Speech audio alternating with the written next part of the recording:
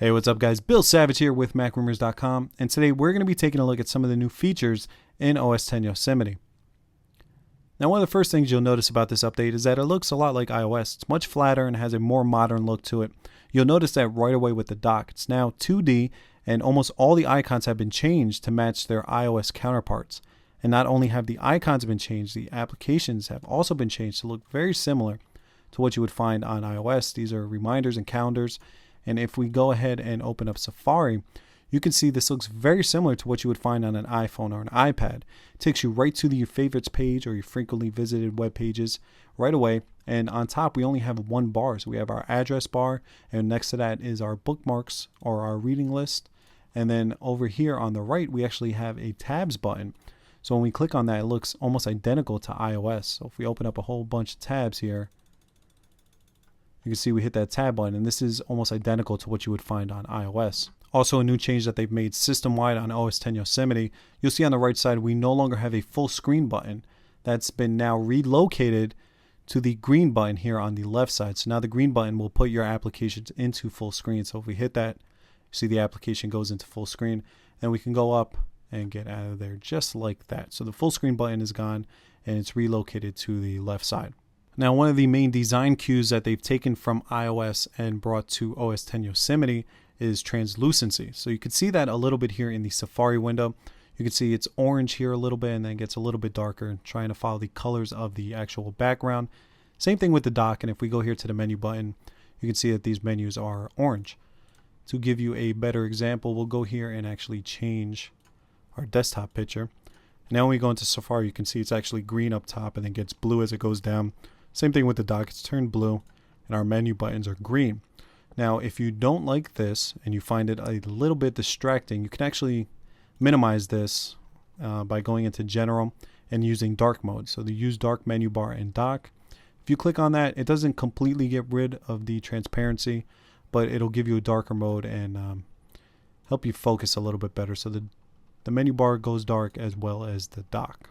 And the next thing we're going to look at here is Notification Center. Now, we've had this in previous versions of OS X, but now they've added the Today page. So now we actually have some widgets that we can use here on our desktop, which are really useful.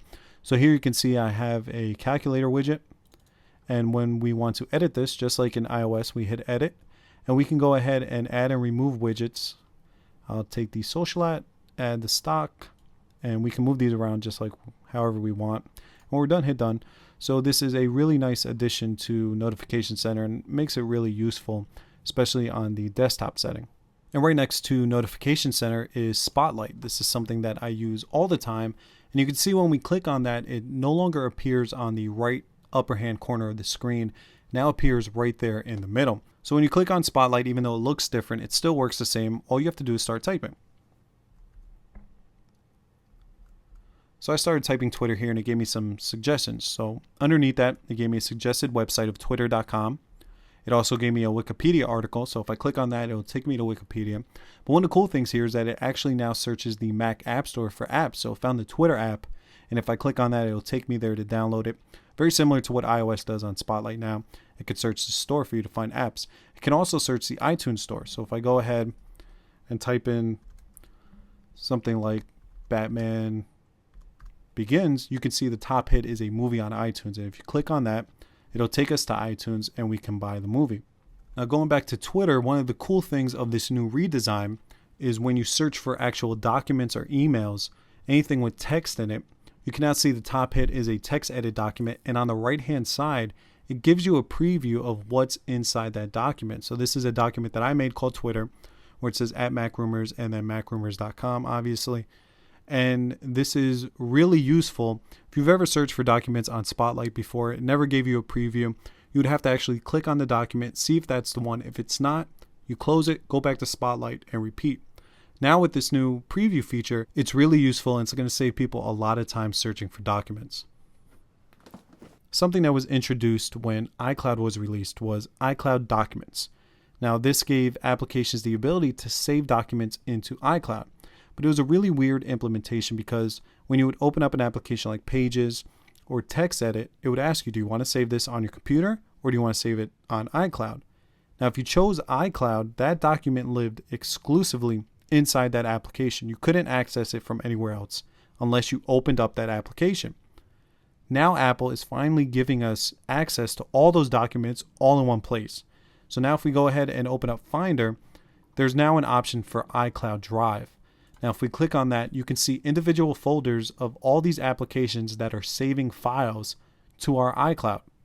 Now iCloud works very similar to Dropbox. This is your storage device on the cloud. So you can access this from anywhere. You can access it from any computer from iCloud.com or any of your iOS devices. You can even drag and drop any file that you want into iCloud Drive. So pictures, movies, other documents, folders, all that can be stored on your iCloud Drive and accessed from anywhere. One of the main features of OS X Yosemite is called continuity. Now, continuity allows OS X and iOS devices to actually work together. So you can do things like start an email on your iPhone and then finish it on your computer.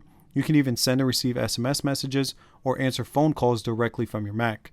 Now, unfortunately, since this is beta software, these features are not working properly right now, so we're not able to show them to you. But as soon as they do become available and are working, we will make a video showing you how to use them and how they work. And that's it for this video, guys. Those were some of the new features in OS X Yosemite. You can follow us on Twitter at MacRumors. Visit us at our website, macrumors.com. And if you liked the video, please don't forget to subscribe to our YouTube channel. My name is Bill Savage. Thanks for watching, guys.